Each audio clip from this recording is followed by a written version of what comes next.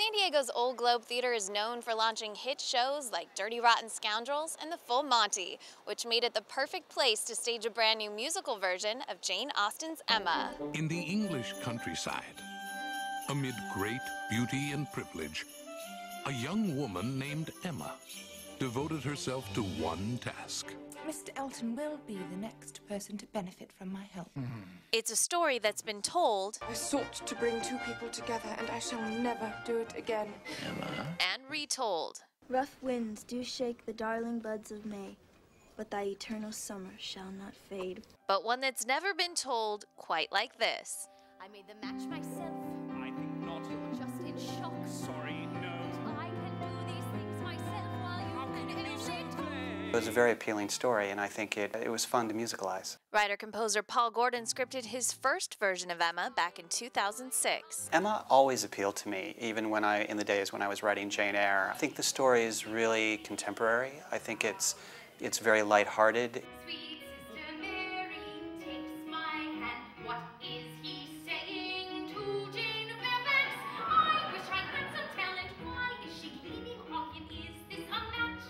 I hate my voice. Yeah, who knew Jane Austen was funny. Apparently not director Jeff Calhoun. I'm not an Austenite or an Austenphile or an Austenette, what do they call which Paul is. So at first I was nervous about that, but I think the value in that is my fresh baby eyes helping sort of bridge from the fans to people that maybe aren't aware of it and still make it accessible to them and entertaining. At the center of the story is, of course, Emma herself. She's a bit of a narcissist, but she's a lovable narcissist. And that narcissism is captured in everything, from the dialogue You're simply jealous because I've made a success of matchmaking. to the music Yes, I could find a match for even you. to even the set. I call it my secret weapon. We went with the maze. We thought it was a good metaphor for the show and her life, and also, I don't know if you can tell, but there's a donut, a turntable that goes around it, but only like a piece of it. So Emma can stay in the middle, and of course, she's the center of her universe. The world revolves around Emma.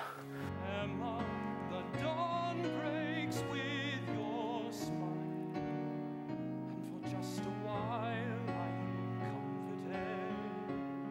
And as the story develops, what I find very interesting is that she actually becomes self-aware, realizes that she was wrong about essentially everything, and admits it. And by doing so, really opens up her heart and opens up herself for love. I'm likely to like it.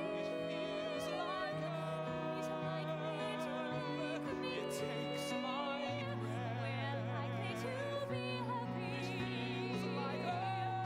Positively happy.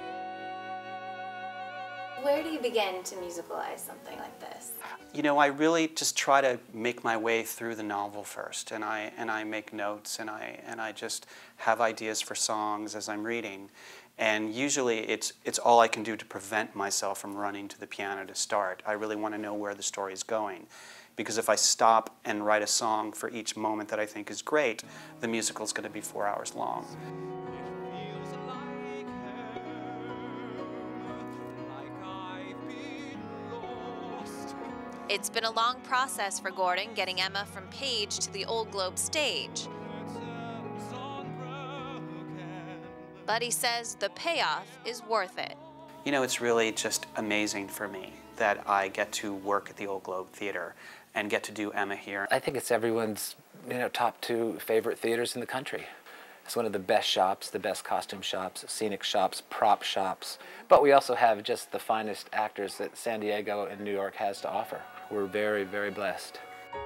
We're likely to be happy now that we